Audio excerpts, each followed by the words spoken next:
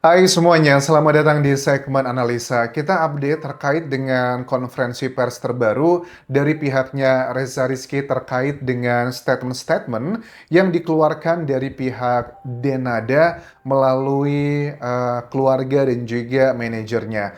Ada beberapa hal yang aku lihat di sini sepertinya sekarang ini bukan lagi tentang pengakuan yang dibutuhkan oleh Reza, tapi adalah kayak permintaan maaf secara tulus yang dilakukan atau diucapkan oleh pihaknya Denada bukan cuma untuk Reza Rizky tetapi juga adalah untuk orang tua asuhnya Reza adalah Mami Ratih, Mama Ratih ya dan juga keluarga besar lainnya.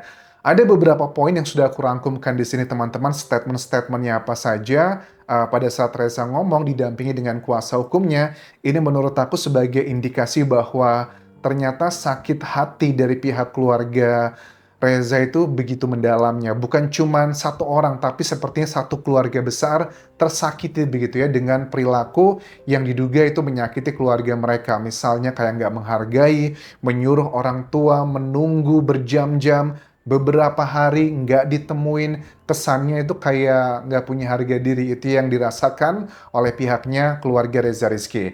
Nah, terkait dengan video terakhir yang kita bahas di video sebelumnya, di mana di sejumlah media ditunjukkan adanya chattingan antara Denada dengan Reza, yang aku cek itu kan kok WhatsApp-nya aneh ya, kaku banget ya, kata-katanya seperti itu ya. Ternyata itu diakui sama Reza Rizky pada saat konferensi pers yang terbaru. Kuasa hukumnya bilang begini, sekaligus kakaknya ya. Saya itu baru tahu 5 menit terakhir sebelum konferensi pers ini ternyata memang betul Denada itu mengirim pesan ke Reza begitu.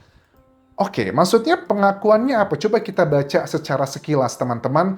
Pesannya apa aja? Kenapa kok Reza nggak ngomong sama kuasa hukumnya? Kan kata-katanya seperti ini, Reza, semoga Reza selalu sehat-sehat ya. Pokoknya selalu ditunggu ya. Kapan Reza bisa waktu untuk ketemu, kabarin ya. Semoga Allah selalu melindungi Reza. Amin ya robbal alamin. Reza, semoga... Nah, ini nggak ada kata-kata ibu, kangen, sayang, mohon maaf. Kok nggak ada ya kata-kata tersebut ya? Nah, coba di bagian yang berikutnya. Waalaikumsalam, ya Reza, kapan Reza kalau ada waktunya kabarin ya, kalau Reza sudah bisa ketemu sehat-sehat ya. Ini kayak ngomong sama rekan kerja nggak sih chattingannya? Tapi kan kalau versi dari kuasa hukumnya Reza bilang bahwa kesannya kalau Reza itu kok tidak ngebales, tidak apa kayak mengacuhkan ibunya gitu. Dia bilang begini bahwa yang di capture itu cuman bagian-bagian kecil. Tapi coba dicek chattingan-chattingan sebelumnya. Reza selalu ngechat ibundanya, tapi tidak pernah direspon, dicuekin aja. Sekarang Reza melakukan treatment yang sama seperti yang dilakukan ibunya. Karena Reza bilang sih bahwa begini, dia bukan yang nggak mau merespon, tapi saya bingung mau meresponnya seperti apa. Saya takut, takut salah ngomong, takut nggak diterima, takut nggak diakui. Bahkan terkait dengan pengakuan yang sudah diucapkan oleh sang ibunda di sosial medianya bahwa dia adalah putra kandungnya yang dilahirkan 24 tahun, Reza mengatakan bersama kuasa hukumnya, dia nggak merasakan itu adalah kayak permintaan maaf yang tulus begitu loh. Karena dia bilang, apakah ini hanya sebagai strategi aja untuk pencitraan atau pure itu pengen minta maaf yang tulus? Kan dibilang begini, Reza itu kan sekarang di Jakarta, teman-teman media aja tahu di mana keberadaan Reza. Masa Mama atau Mbak Dena dia panggilnya Mbak Dena nggak tahu kalau saya itu lagi di Jakarta di mana kan tinggal ditemuin aja begitu. Ngapain cuma lewat WhatsApp? Terus juga kalau dia merasa tersinggung, kata kuasa hukumnya Reza, cuma direspon seperti itu, sesingkat itu, bagaimana dengan perasaan Reza selama ini? Kok dia menganggap Reza tidak punya perasaan juga begitu? Ditegaskan Reza bilang begini bahwa mestinya Mbak Dena kan tahu di Jakarta, kenapa langsung nggak temuin aja? Manggilnya masih Mbak Dena loh di sini. Berarti memang ini natural banget ya. Walaupun sudah ada pengakuan tersebut, tapi Reza Rizky sepertinya masih belum merasakan adanya ikatan batin. Coba kita lihat salah satu cuplikannya pada saat Reza menyampaikan hal tersebut ke publik. Gini intinya kan, pastinya kan Mbak Dina kan tahu gimana gimananya kata, kenapa nggak langsung aja Hmm. gitu, kenapa harus melalui WhatsApp. Oke. Kenapa harus melalui WhatsApp? Kenapa nggak langsung ketemu aja? Media aja tahu loh keberadaan Reza di mana. Ya, mungkin karena tahu tuh sekarang sedang menjadi perhatian publik, kita lihat sudut pandang dari Denada coba ya. Mungkin kan Denada pengen ketemu secara langsung, pengen komunikasi aja, tapi kan ada salah satu statement dari kuasa hukumnya yang bilang bahwa Denada pengen ketemu, tetapi tidak mau ada intervensi orang lain. Kayaknya sih menduganya nih ya, intervensi tersebut adalah kebagian keluarga dari Reza Rizky. Ya nggak bisa sih, karena kan secara hukum mereka adalah kuasa hukumnya juga sebagai kakaknya begitu ya. Nah, terkait dengan pertanyaan wartawan, kan Denada sudah ke notaris nih menceritakan lewat manajernya bilang bahwa Denada itu ke notaris buat membahas terkait konsultasi sih, terkait dengan pengakuan untuk dua anaknya gitu, memikirkan masa depan mereka. Terus Reza gimana? Udah seneng belum? Nah, aku sekarang baru menangkap ini. Kayaknya pesan yang coba disampaikan dari pihak Reza adalah, Reza, aku sudah mengakui kamu sekarang, bahkan secara hukum pun aku udah ngomong ke notaris bahwa kamu adalah bagian dari ahli waris. Kayaknya pesannya adalah seperti itu, walaupun belum ada hitam di atas putih. Nah, Reza kan ditanya sama wartawan gimana rasanya sudah ada proses pengakuan secara hukum seperti itu. Dia bilang bahwa ya rasanya biasa-biasa aja karena memang belum pernah melihat, takutnya nanti Reza kegeeran atau nggak sesuai dengan harapan karena dia sudah begitu sakit hatinya mungkin ya, sudah banyak kenangan-kenangan buruk selama 20-an tahun hidup ini, dia berharap tiap lebaran atau kumpul sama keluarga dipeluk sama Denada, tetapi kan tidak terjadi, makanya sepertinya dia udah kayak nggak berharap lain.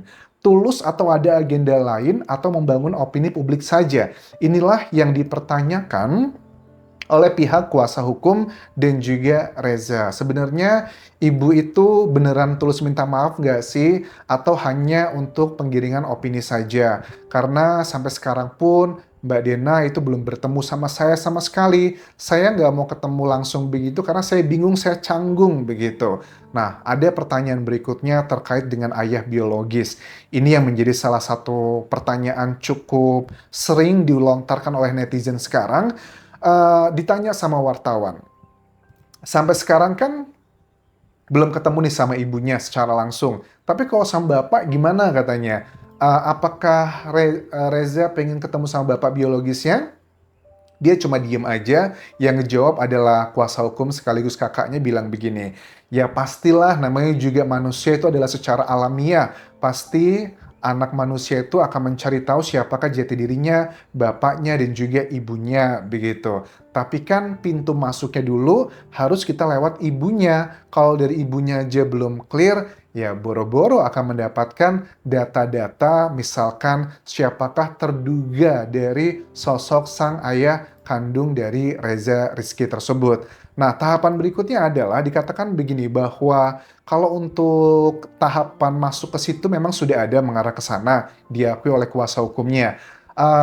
Secara undang-undang itu bisa dituntut secara perdata, tetapi dengan proses pembuktian lewat saintifik, yakni adalah tes DNA. Jadi nanti kalau sudah ketahuan siapakah ibunya clear, ibunya memberikan nama, kemudian ke persidangan, kemudian tes DNA muncul, nanti akan ada hak-hak secara perdata terutama yang akan didapatkan oleh seorang Reza. Perdata di sini adalah ya sama kayak kasusnya Denada sekarang kan ya. Kalau Denada seandainya tidak melakukan pengakuan ke publik bahwa Reza adalah putranya, kemungkinan besar dalam persidangan di persidangan perdata ini akan ada putusan kayak Denada harus melakukan tes DNA gitu untuk membuktikan benar atau enggak. Tapi kan sudah ada pengakuan, jadi nggak perlu lagi tes DNA. Ini sama aja bisa berlaku untuk kedepannya terkait dengan sosok yang mungkin diduga akan menjadi bapak biologisnya dari Reza Rizky.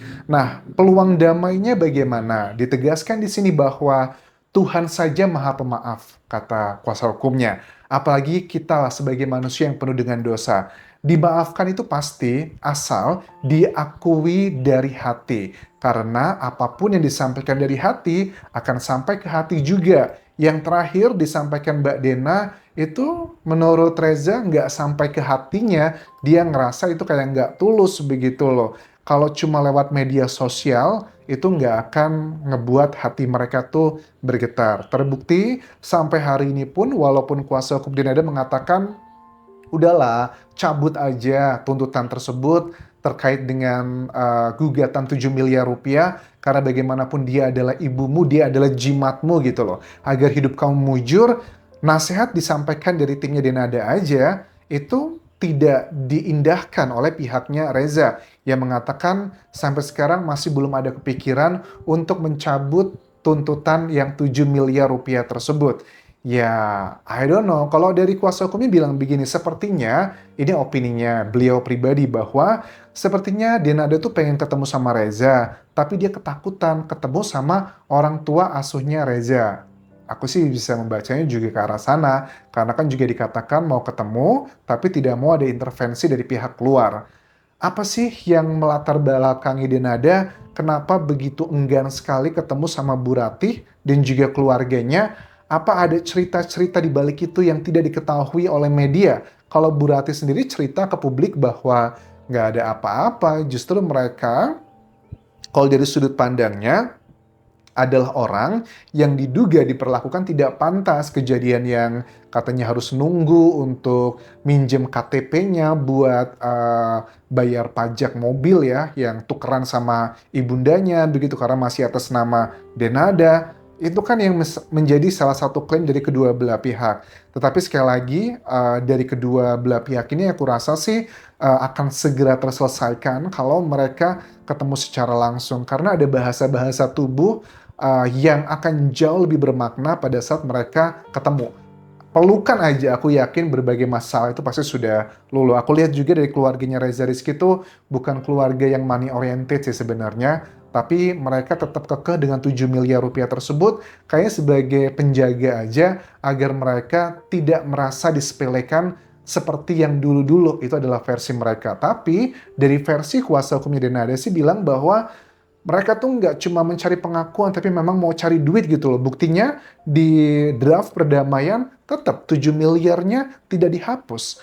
Oke, ini siapa yang salah, siapa yang benar, tetapi persidangan sudah berjalan dan kita lihat nanti akankah tuntutan Reza Rizky 7 miliar ke Denada dikabulkan atau tidak dikabulkan atau dikabulkan tapi jumlahnya disesuaikan. Kita lihat nanti perkembangannya seperti apa.